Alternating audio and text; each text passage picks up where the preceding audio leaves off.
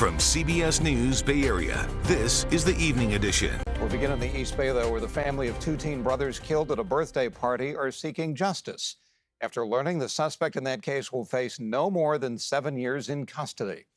Brothers Angel and JC Sotelo Garcia were killed at a birthday party in 2022. The Alameda County District Attorney's Office decided the suspect will remain in the juvenile court system. Victim's family says that is not justice. Advocates say it's appropriate, and Dawn Lynn has the story. Justice reform advocates say the suspect was 17 years old at the time and he deserves a second chance. But the victim's family says 2 murders and 7 years? Where's the accountability? A year and a half after the shooting, emotions are still raw for the victim's family. Melanie Garcia Macias misses her cousins, Angel and JC Sotelo Garcia, every day. Sometimes I feel like I'm going crazy because I feel like I see them in the crowd. Melanie was extremely close to the 2 boys. She says the killings tore apart the family and they'll never be the same. Christmases and every other holiday does not feel complete. We try, but their absence is felt greatly. She says they're serving a life sentence of grief. The defendant has not been sentenced yet. So 7 years is the max that he can get. He could get 1, or he could get none. Melanie says about 10 days ago, District Attorney Pamela Price decided to keep the suspect in the juvenile court system. The family pleaded with Price to charge the suspect as an adult. The suspect was 17 years old at the time. He's accused of killing 15-year-old Angel and 17-year-old JC at a birthday party in Oakland in October of 2022. Gunfire also injured additional teenagers. Police say the brothers were innocent victims. They were students at Berkeley High. You cannot hold someone to the same standards when they're a teenager as you would an adult. George Galvez is the executive director of Dream Beyond Bars. He's personally met the suspect. He and his staff are working to turn the young man's life around. Prisons are not the answer. The safest communities don't have the most police, they don't have the most prisons, they have the most resources. George and other Pamela Price supporters will hold a press conference on Tuesday.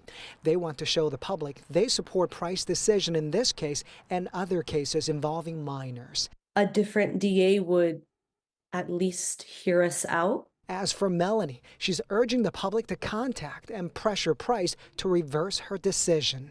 There's nothing that anybody could do to bring back Angel and JC. They can help us heal, help us feel as though there has been justice and closure for our boys. We reached out to the district attorney for a response. Her office says they cannot comment on cases involving minors. Also in the East Bay, the vastly successful In-N-Out chain will be closing one of its restaurants for the first time in that company's history.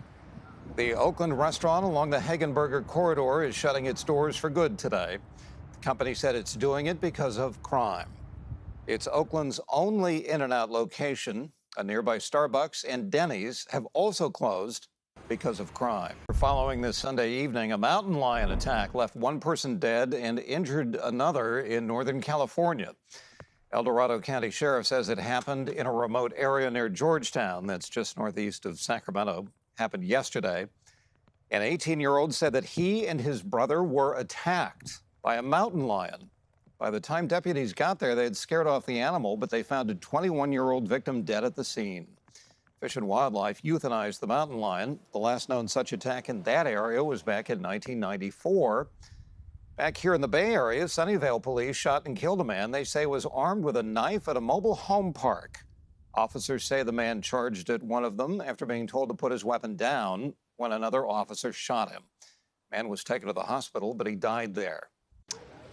And on the peninsula, a big fire destroyed a commercial building in Brisbane. Happened on Bayshore Boulevard and Industrial Way last night. Video from Citizen App showed a huge cloud of smoke and flames. Fire crews said that they stayed overnight to make sure the fire did not start up again. Nobody was hurt. And in Napa County, 2 people were injured after a house fire in Calistoga. Happened on Urbani Place near Highway 29 this morning. Fire crews say the 2 victims were taken to a nearby hospital. They also rescued a dog that was hiding in the backyard. Dozens of protesters gathered at the Embarcadero today to protest Israel's planned invasion of Rafah, where more than 1 million Palestinian civilians have sheltered.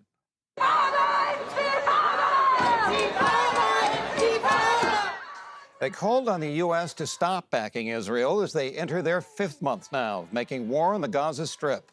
U.S. taxpayers send about $17 billion a year to the Israeli military to propagate that war.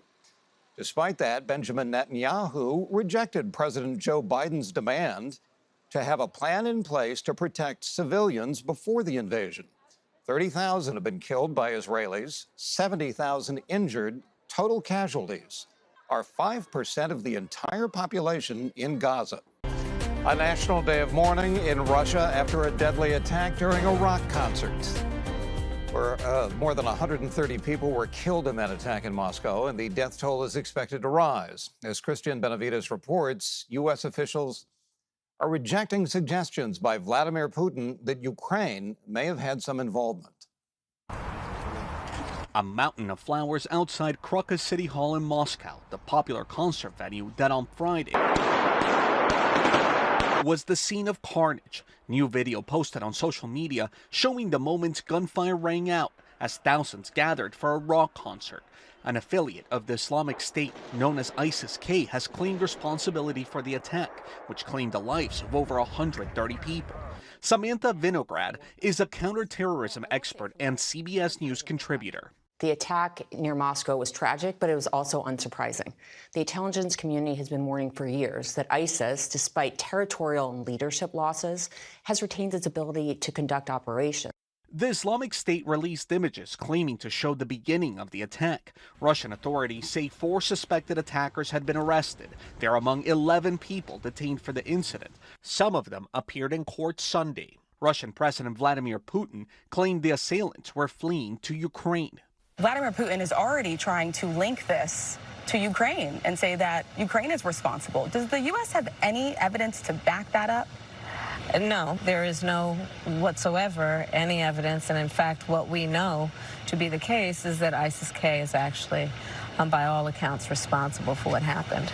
Ukraine has flatly denied any involvement and say Putin is using the tragedy to bolster support for his war against Ukraine, now entering its 3rd year.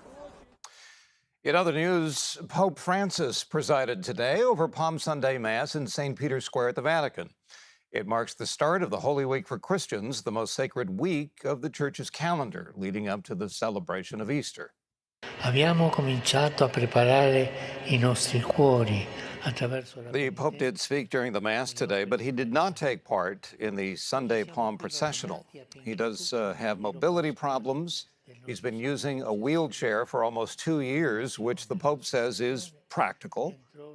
Later this week, Pope Francis will visit a women's prison where he will take part in a foot-washing ritual for Holy Thursday. He'll also lead services to mark Good Friday, 2 days before Easter. An outpouring of support for Kate Middleton outside of Buckingham Palace after she announced that she had cancer. Tourists and locals alike gathered to express their sympathy for the Princess of Wales. She revealed in a video message that she was undergoing chemotherapy for her cancer. As a fellow mom, I think everyone should just give her a little space. Obviously, the kids are going to have a really tough time with this. Any child would. So I feel bad for them too, the kids. My favourite royal, so I was really sad to hear about it actually.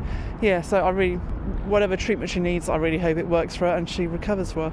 In January, she said the doctors discovered cancer following major surgery back in January, and people have been speculating on her health as she took a leave of absence from royal engagements while she was recovering. Family has asked for privacy during the treatment.